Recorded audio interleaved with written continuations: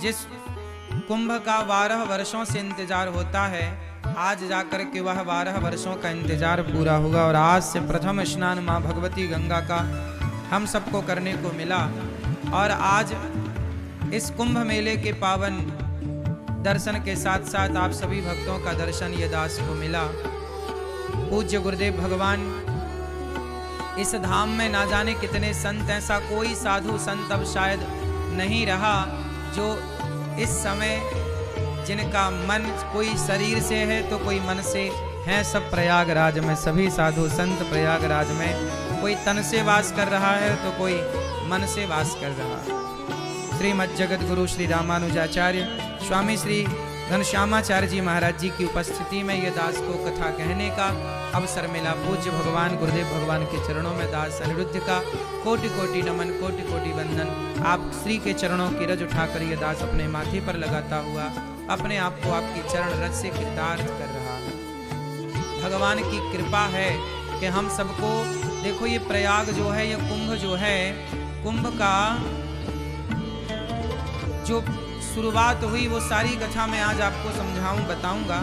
लेकिन सबसे पहले आपको ये समझाऊं कि जितना भी आज तक हजारों बार ये जो कुंभ का मेला यहाँ लगा, ये सभी कुंभ की रौनक किन से होती है? साधु संतों से होती है। कहते हैं ना कि संतों की चरण रज ना मिले, संतों की करुणा कृपा ना मिले, संतों की वाणी से भगवान की कथा ना मिले तो धाम में जाना अधूरा रह जाता है। धाम थोड़ा अधूरा सा रहता है। धाम को पूरा करना है तो संत समागम हरि कथा दुर्लभ तुलसी दोए, सुत दारा और लक्ष्मी पापी के भी होए। संत समागम हरि कथा, संतों का दर्शन और भगवान की कथा, यही दो चीजें अनमोल हैं। वरना सुत मतलब बेटा, दारा मतलब पत्नी, लक्ष्मी मतलब धन। बेटा पत्नी पैसा तो पापी के घर भी होता है, पर संतों का आगमन और भगवान की कथा हमेशा पुण्यात्मा को ही प्राप्त होता है।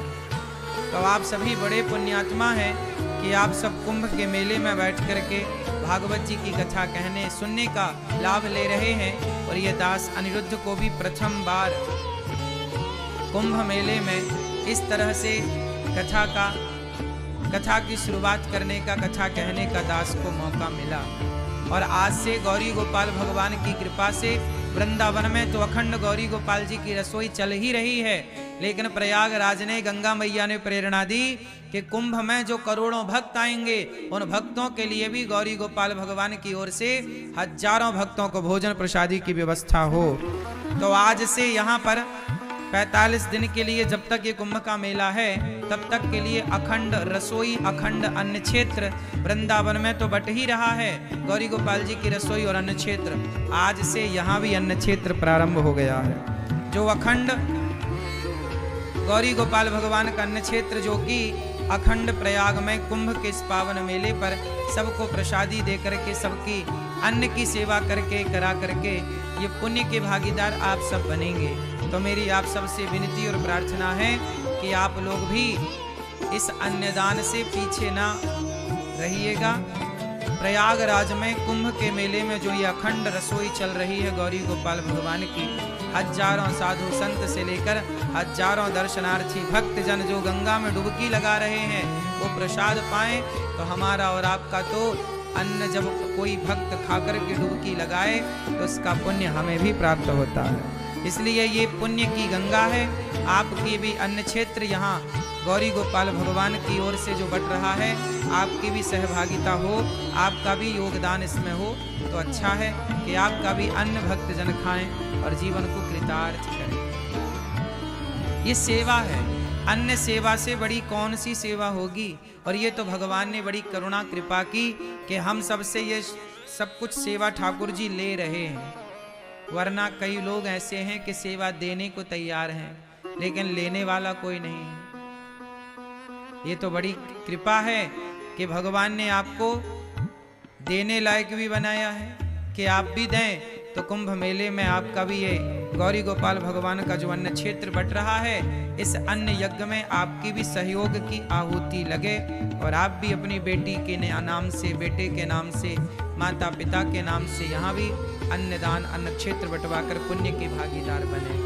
आप जहाँ हैं वहीं से कुंभ में नहीं आ पाए तो मानसिक प्रणाम करें और आपका भी अन्न यहाँ तक पहुँचे, ऐसा प्रयास करें। आए हैं तो आकर सेवा करें, अपने हाथ से सेवा करें।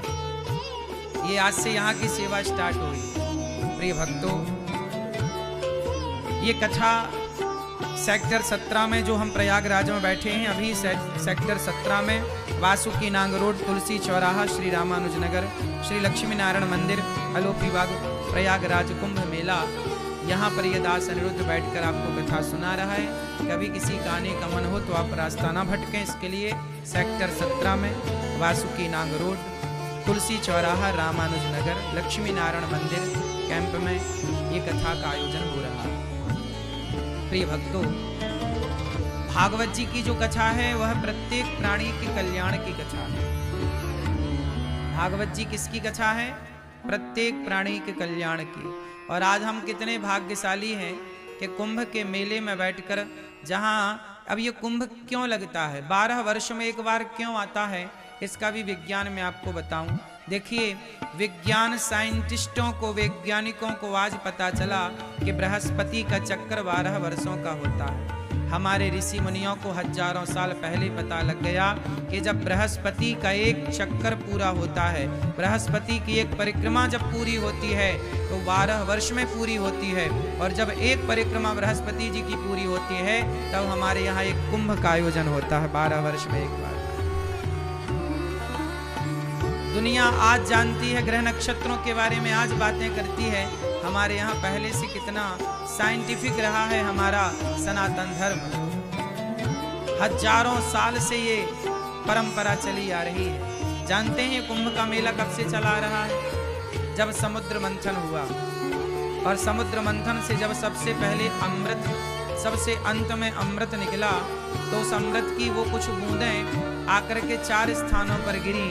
उन 4 स्थानों में एक स्थान है प्रयागराज। जब प्रयागराज जी में अमृत की बूंदें गिरी तो यहाँ पर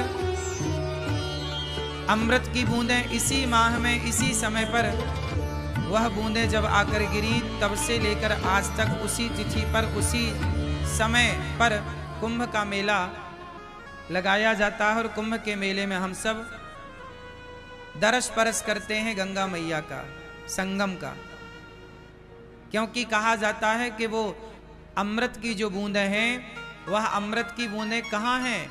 आज भी वह अमृत की बूंदें हम सब के भीतर अमरता भर रही हैं। कौन सी अमरता? आज तक कौन व्यक्ति अमर हुआ? देखो, इस पूरे कथाक्रम को मैं आपको बहुत सहजता और सरलता से समझाऊं तो बहुत प्रेम से समझना पड़ेगा समुद्र मंथन को। अच्छा, एक बात बताओ, जब समुद्र मंथन हुआ तो सबसे पहले क्या निकला? अमृत निकला कि विष निकला? क्या निकला? पहले निकला विष, आखिरी में निकला अमृत।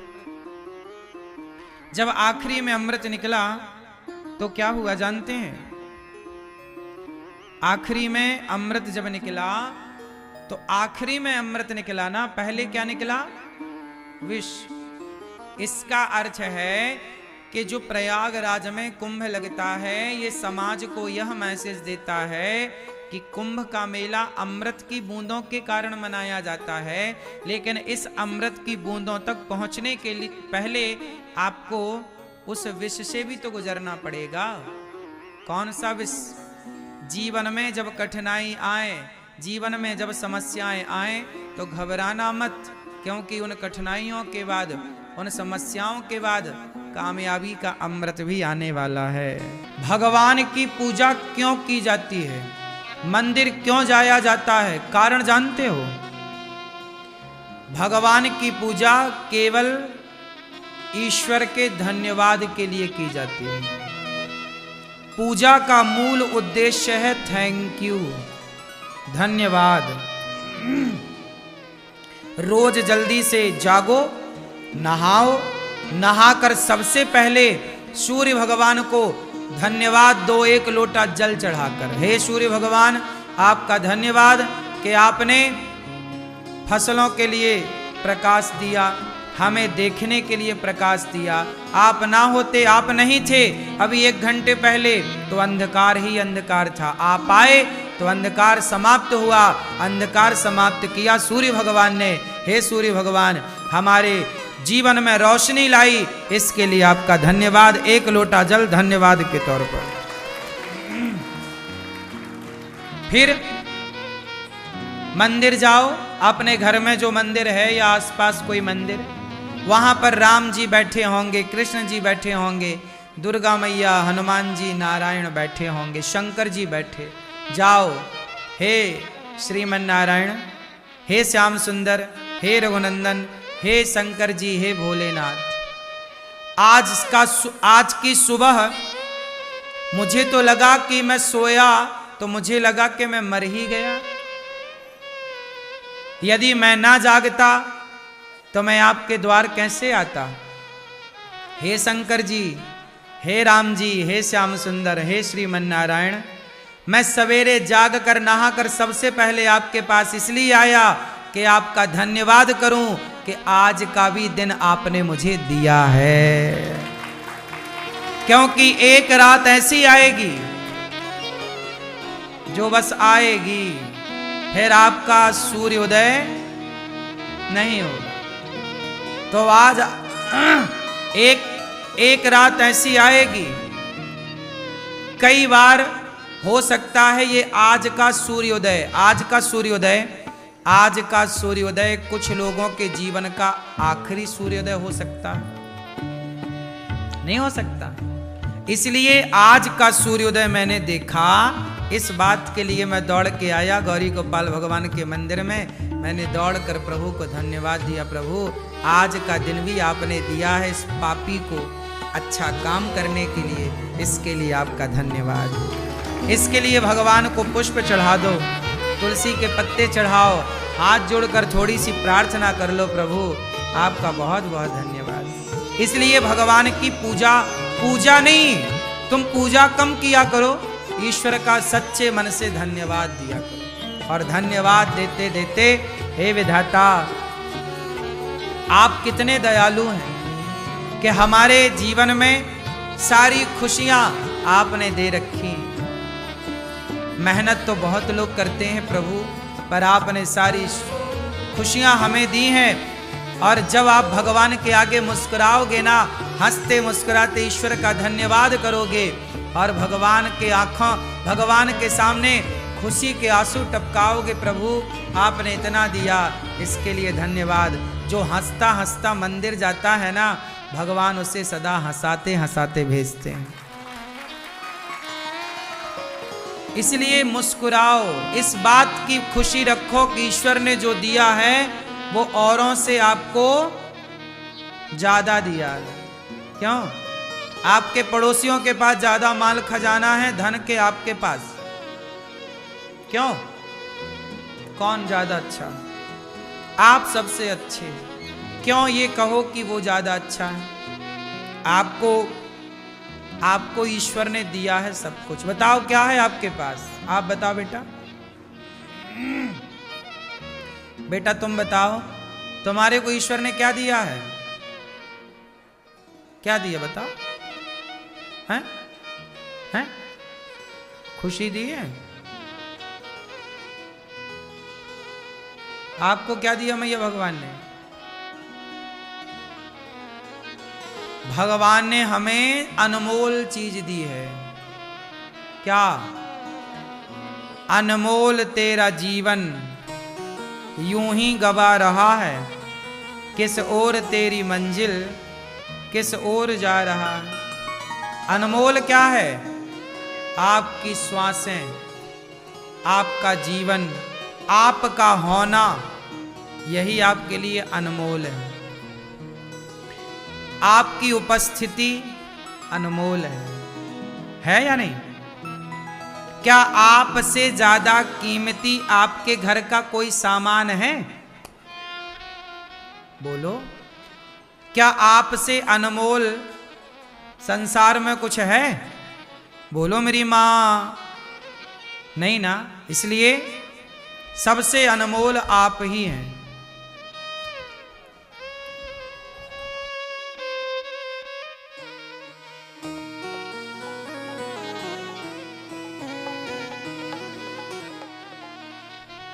सबसे अनमोल आप ही हैं। आपसे अनमोल कुछ भी नहीं। इसलिए अपनी कीमत जानो। समस्याएं क्या है कि आपने दूसरों को इतना देखा कि दूसरों के देखने में आपने अपने को देखना छोड़ दिया। क्या नहीं है मेरे पास, क्या नहीं है मेरे पास, क्या नहीं है देखने में क्या है, वो देखना भूल गए कि ईश्वर ने दिया क्या है। क्या नहीं है आपके पास, आप यही देखते रहे। अच्छा बताओ आपके पास क्या है? बोलो मेरी मां, आपके पास क्या है? वो क्या है जो सबसे अनमोल है? आपके पास है ऑलरेडी, सबके पास। वो क्या है? हाँ, क्या क्या है वो आपके पास जो आपके पास है और सबसे अनमोल है? वो है आपका वर्तमान। वो क्या है? आपका प्रेजेंट। आपका वर्तमान मतलब आपके पास समय है, अभी भी समय है।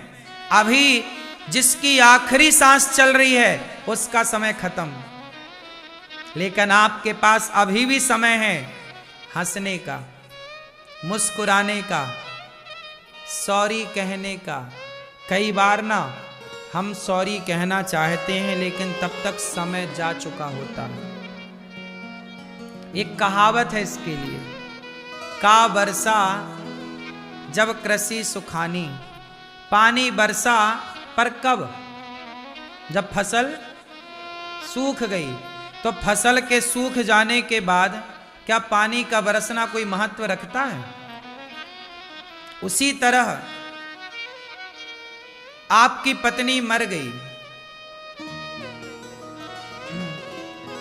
आपने जीते जी कभी ना उसकी ओर प्यार से देखा, ना कभी उसे सॉरी कहा। सदा वो आपको सॉरी सॉरी सॉरी सॉरी कहती गई। कभी तो आपने भी गलती की होगी ना, कभी ना कभी तो आप भी गलत थे, लेकिन उम्मीद करते थे कि तुम ही सॉरी कहो। कभी तो कह देते तो कम से कम वो शांति से मर जाती, लेकिन अब मर गई। आप सॉरी कैसे बोल पाओगे? इसलिए एक छोटी सी बात मैं आज पहली बार आपसे कर रहा हूं। रात को सोने के पहले